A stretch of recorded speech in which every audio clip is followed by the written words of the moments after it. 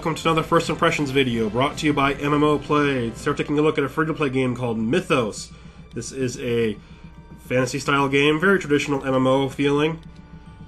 You can see we got kind of... It actually almost reminds me of World of Warcraft style graphics. At least when I played. Last time I played it was in Burning Crusade, so... It actually reminds me a lot of the character screen from Vanilla WoW. You can see just some of the different options. I'm going to pick a mage, my usual drug of choice in MMOs. Yay! Alright, let's get in the game and check it out.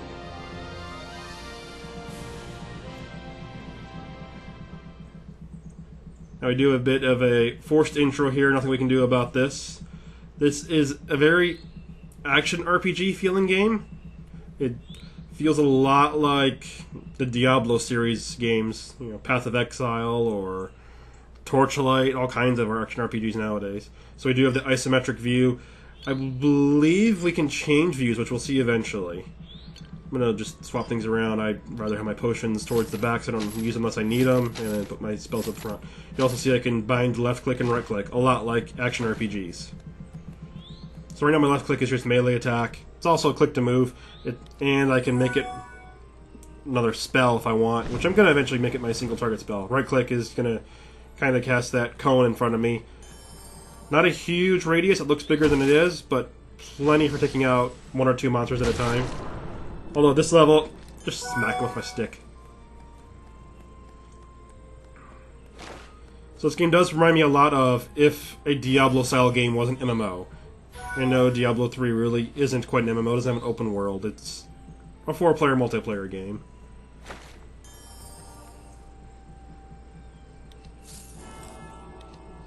Actually, haven't touched much Diablo 3 lately, and from what I've been reading in most recent patches, it actually looks interesting. Maybe we'll take a look at it at some point again. It's been a while. And here we go. We do have instanced questing. So I'm just going to load on up. Kind of more like a dungeon here. Although there's a really small amount of work I have to do in this dungeon. This is just the intro. Think of, if you're a fan of Diablo 2, the Den of the Fallen. The very first, just kind of walk in and clear it out. This one is there's a specific guy I'm looking for. You did see I got to use my cone there to kill two at the same time. Now you don't lock on a monster, so it's a little harder. You have to aim a little bit, which means you have to lead them if they're moving. It was also a little harder to tell if you actually do hit. Oh, there we go, just bound it to my click. It's because the spell travels through them.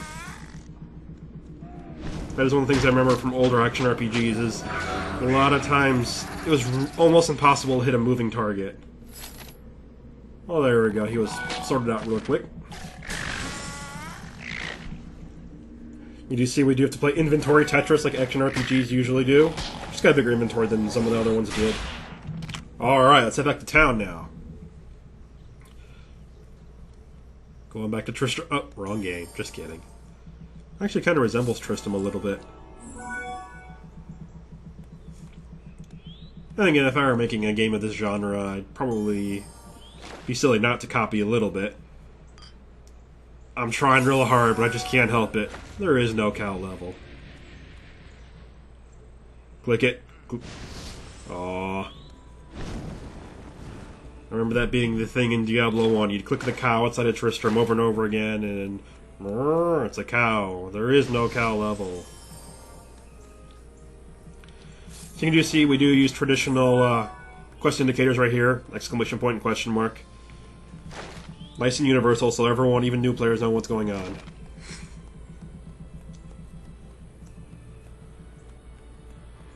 And here we go. This is an open world game, so we're just going to wander around a little bit. I guess it kind of feels a little like Torchlight 2 in the matter that it has an open world and dungeons. And we do have a quest indicator kind of directing me towards where I'm going. So it doesn't auto-move me, but it does point me in the right direction. Oh, there he is. And it's also showing all the keys, teaching you some of the mechanics. This is the intro of a game. A lot of games are like this. Really, really easy, really fast in the beginning, just showing you how it's going, and things get a little harder as you go. And we leveled up.